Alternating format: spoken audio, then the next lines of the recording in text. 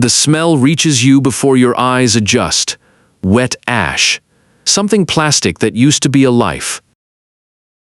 You stand where the front door was, and there is no door, no house.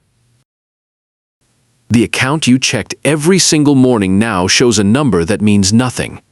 Everything you owned is smoke. Here is what nobody says out loud in this moment. Stoicism will not tell you this doesn't hurt.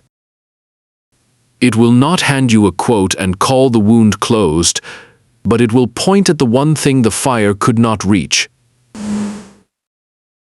And it will give you a place to stand. This is 2026, and value has never been so quick to disappear.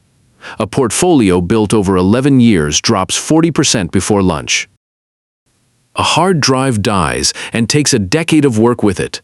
A wire goes to the wrong account and the bank shrugs. What felt permanent was always weather. The number on the screen was never the thing itself. Think about how little separated you from this. One market panic, one flood, one signature on a page you trusted. The whole structure of a life held up by things that answer to no one and can leave without warning. Strip it down and a hard question stands where the house stood. What exactly were you standing on? The Stoics had a cold, useful word for wealth and status. Indifferents, not worthless, not evil. Just things that are neither good nor bad in themselves. A house can shelter a kind man or a cruel one. Money buys medicine, and it buys ruin. Prefer them, sure, reach for them, but never build the floor of your soul on something that burns. Epictetus knew this in his body. Born a slave, and by the old accounts he walked with a limp his whole life. He owned nothing a master couldn't take. So he found the one thing no master could reach, the faculty of choice. How you judge, how you respond, what you do next, take everything else, he said in effect, and that stays yours. The fire took the house. It could not take the man deciding what to do about the house. That distinction is the whole game. Here the Stoic move begins, and it is a change of role, not a change of luck. Stop being the victim of the wreckage, become the architect standing in it. The ground is cleared now. Brutally, completely cleared. Most people never get to build on bare rock. You have no other option, which means you finally have the only honest one. So you kneel down in the ash and you start with the only material that survived, your character, your judgment, the way you treat the next person who walks by. It will not feel like power at first. It will feel like cold ground under your knees. But it is the first thing you have owned in years that no one can take. Now the audit, not of what you lost, of what is still standing when the smoke clears. Sit down with the wreckage and ask a colder question than grief allows. What did the fire fail to touch? The patience you built raising a difficult child, the steadiness that got a team through a bad year, those did not live in the house. Go further down the list, the skill in your hands that no bankruptcy filing can seize.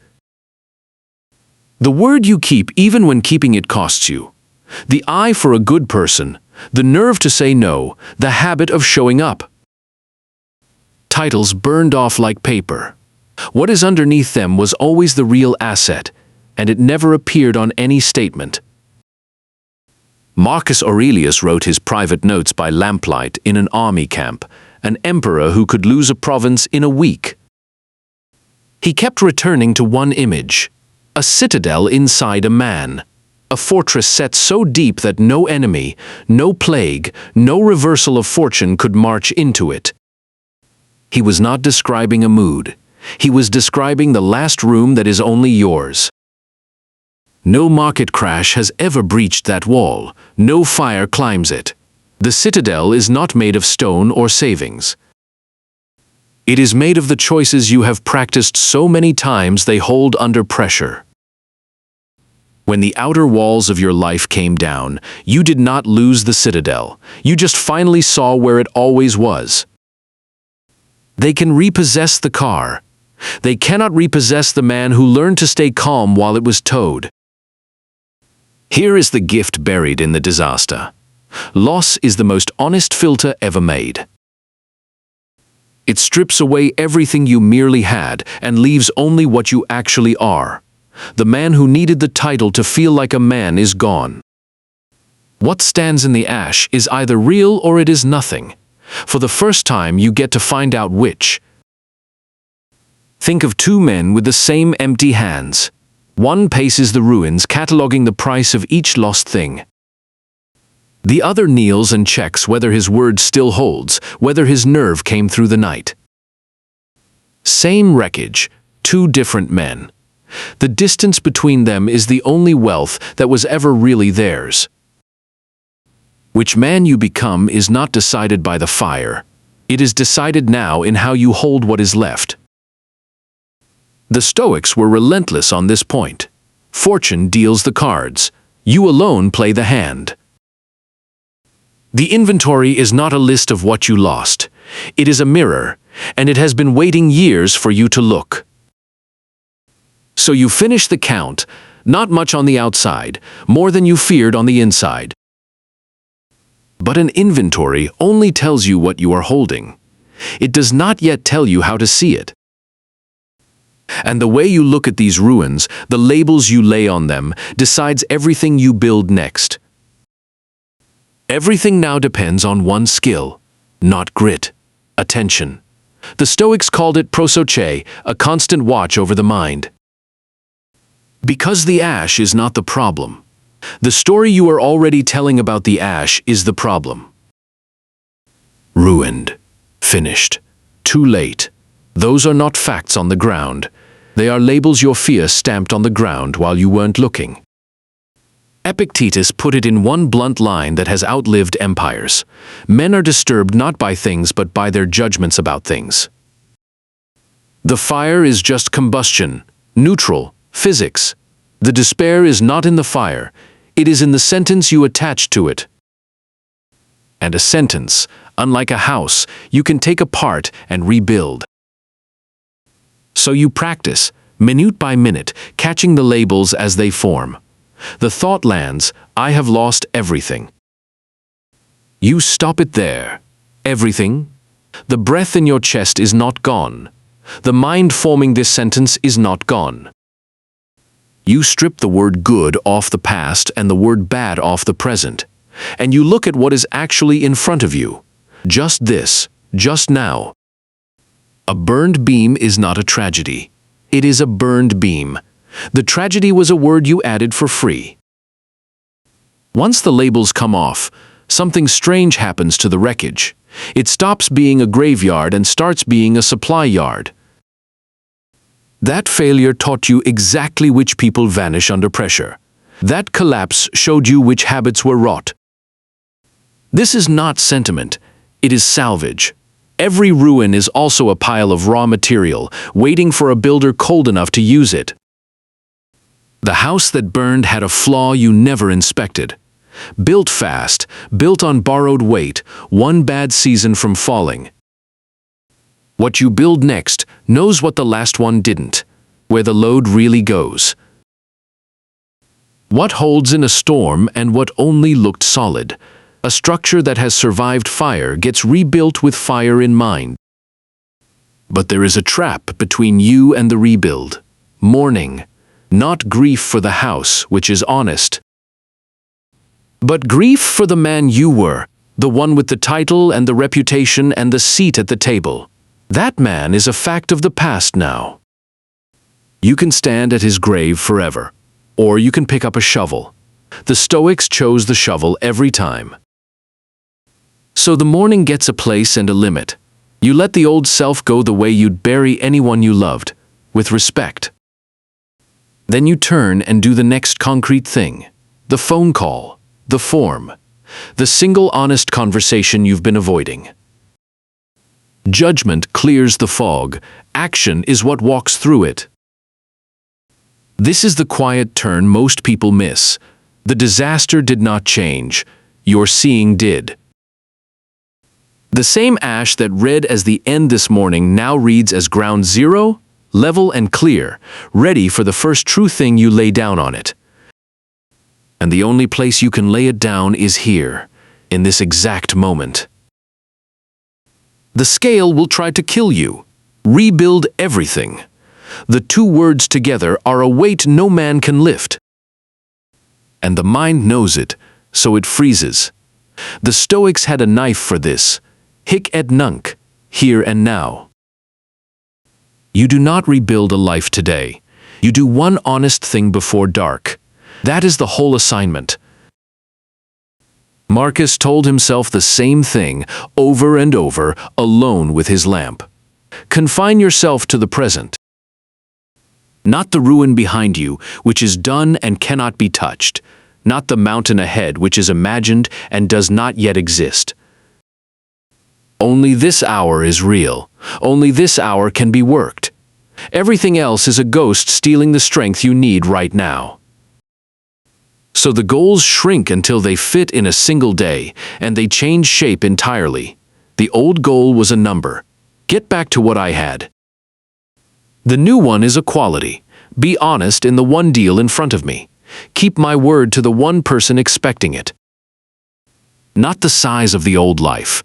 You are laying one true brick, then another. This feels backward when the bills are screaming. Integrity does not pay rent this month, but watch what it builds. The man who stays straight when it would be easy to cut a corner becomes the man others trust with weight. Reputation is not something you buy back. It is something you re-earn, one uncut corner at a time. Character compounds slower than money and lasts far longer. A poor man who keeps his word owns something a rich liar never will. Build that first. The rest can wait. Then comes the part no one rebuilds alone. When the money vanished, so did a certain kind of crowd. The people who came for the table, not for you, painful, also a clearing. The Stoics called it oikiosis, the slow drawing of others into your circle by what you share. Not status, not use, kinship of character. The ones who stayed through the fire are your real net worth now. So you rebuild the circle deliberately this time. Not the widest network, the truest one. A handful of people who would still take your call with nothing to gain. You give what you have, which right now is attention and honesty, not money.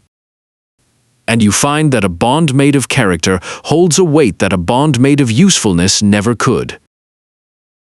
None of this looks like much from the outside. A man doing small right things in a burned lot, no crowd, no headline. But stack 90 days of true bricks and a wall appears where there was ash.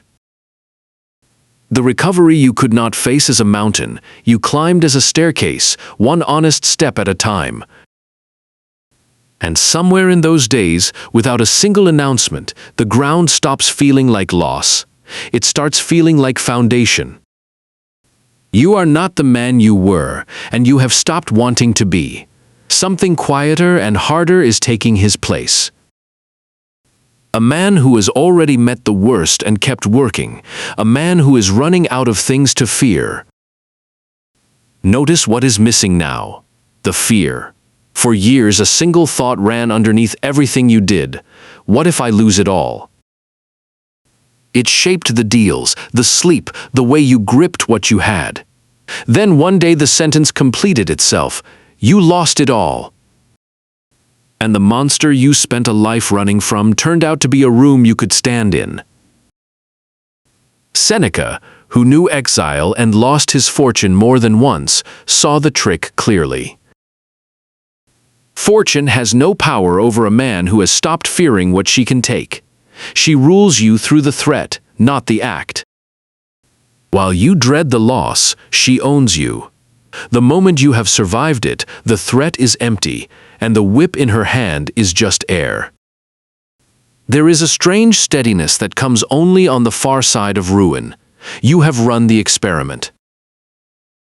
You know exactly what happens when the floor gives way. You do not have to imagine the fall anymore, because you have already hit the bottom and found it solid. Nothing left to threaten. The thing you feared has been spent, and it did not end you. You cannot threaten a man with a fire he has already walked out of. That is what they never understand about the ruined. And here is what steps into the space the fear used to fill, your actual worth, in the open at last. When you had the house and the title, no one could tell where the man ended and the money began.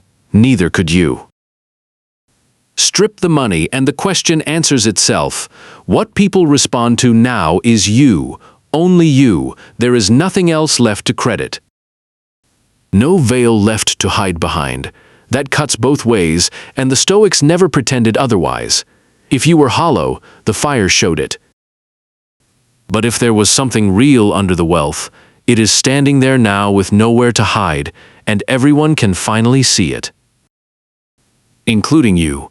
That visibility is worth more than the fortune that hid it. Which leads to the last freedom, the one the Stoics prized above all. Your happiness is no longer a hostage. It used to sit locked inside the market, the clients, the value of the house, 1,000 things you could not control. Now it lives where it can never be seized, in how you meet the day. Fortune can still take your things, it has lost the key to you. There is a lightness in this that the comfortable never feel. They are still carrying it all, guarding it, terrified of the day it slips. You set that whole weight down the day it burned, and your hands are empty now in the best sense. Free to build, free to give, free to walk away from anything that would ask for your integrity as the price. This is what the hook promised, and it was never a trick. The loss that looked like the end of you was the subtraction of everything that was never you. What is left cannot be taken, cannot be burned, cannot be repossessed. You did not just survive losing everything, you found the one thing that was never yours to lose. Maybe you are not standing in literal ash. Maybe it is a diagnosis, a divorce, a number in an account that finally hit zero. The particular fire does not matter much. The question underneath is always the same. When everything you can lose is gone, what remains? And the old answer, tested for 2,000 years, still holds, more than you think, and it was always the part that mattered. None of this makes the loss a blessing. Do not let anyone sell you that. What burned was real, and it hurt, and some of it you will miss for the rest of your life. Stoicism does not ask you to be glad it happened. It only shows you that even here, even now, you are not without a place to stand. That was always enough. You survived the thing you spent your whole life fearing. Sit with that tonight, then tomorrow, lay down one true brick. If someone you know is standing in their own smoke right now, send them this, not to fix it. Just so they know the ground under the ash can hold. That is what this channel is for. One hard, true thing at a time. The practice underneath the ruins, not quotes on a sunset. We will be here for the next one.